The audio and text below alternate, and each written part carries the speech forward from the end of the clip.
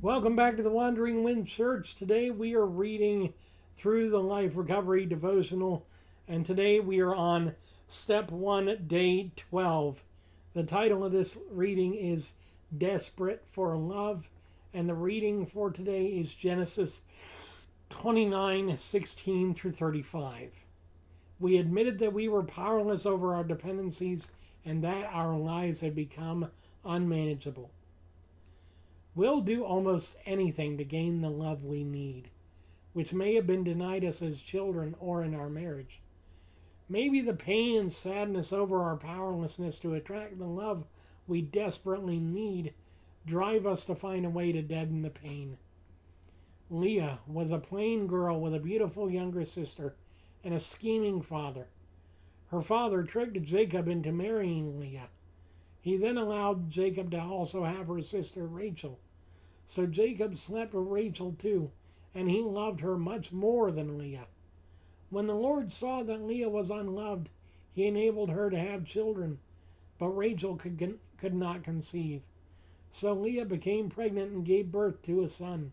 She named him Reuben, for she said, "The Lord has noticed my misery, and now my husband will love me." She soon became pregnant again and gave birth to another son. She named him Simeon, for she said, "The Lord heard that I was unloved and has given me another son." Then she became pregnant a third time and gave birth to another. She named him Levi, for she said, "Surely this time my husband will feel affection for me, since I have given him 3 sons." We may be powerless to make someone love us, spending our lives trying to produce something to make us worthy of their love. This need might gnaw away at us and lead to relapse when the pain becomes overwhelming. When people won't love us, we can learn to draw upon the love of God, for He loves us as we are. Drawing on God's unconditional love and grace can fill our need to be wanted. Wow, this one hits home. This one hits home because I've had a broken relationship with my father for years.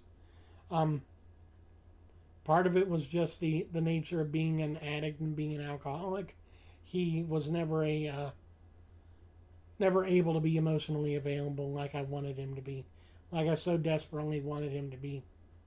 He was present physically, but he was never present emotionally. And so for years I thought to myself, what did I do? Why am I not enough? Well, on the other side of recovery, I understand now. It's not so much that I was never enough, it's that he couldn't. People in addiction can't see the harm they're doing to other people through their actions. And they also can't see and sometimes can't make emotional connections with people because the addiction clouds their minds and just dulls the senses. Even emotions are dulled. I remember from the years of my drinking, my emotions were dim compared to what they are now. I still felt, I still emoted, and I even still had empathy for people, but I did not love people in the way I should have. I did not care for people in the way I could have. I did not connect with people on a level that I could have if I'd have been sober and able to not go for another. And so the fact that I could not form those connections with people in my addiction now informs me of how my father can't do anything about it either. If I can't do anything about it if I couldn't do anything about it when I was in that kind of state, how could I expect my father, who does not know Christ yet, to do any better? There are people in our lives that have done that. There are people in our lives that have left us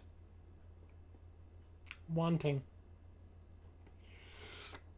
desperately wanting to have a relationship with them, but because they are emotionally unavailable, because they're emotionally unable, incapable of forming that bond with us. They can't. They literally can't. And so that is why I am so adamant about healing yourself first, letting God heal you first, and then allowing that healing to help others heal. Whether it's people that you've had broken relationships with. Because I'll tell you what, I have seen people that have had broken relationships restored when they've come to recovery. When they've achieved a level of recovery that maybe they've never been able to before. Because they've finally gotten to the place where they're like, yes, I'm ready to let God take away all my defects of character. I'm ready to give God care of my life and just let Him control. I'm ready to take a self-inventory and just get everything onto the table off of it and just say, you know what? I'm giving up all these things that I know I've done wrong, but I'm seeking forgiveness, and then I'm letting go because I can't hold on to the past anymore. There are going to be people in your life that you won't heal the relationship with. I may never see a healed relationship with my father, but all I can do is pray that one day he knows the love of the Father like I do, so that maybe he can heal too, because I know there's some hurts that he carries. There's some hurts that he's carrying that maybe he shouldn't be, that he might be able to heal from. So that's what I wanted to take away from today. As always, I want to remind you that we do not recover by leaps and bounds, but by every step forward that we make in God's power. Not by ourselves, but through His power and through His grace. So, do not seek perfection, seek progress. Because always, always, whether slowly or quickly, we are striving to move toward the goal, toward recovery. So don't be too hard on yourself. And don't be too hard on others either. Seek to be filled with grace. Thank you, and have a wonderful day and a wonderful week. God bless you, and I'll see you again soon.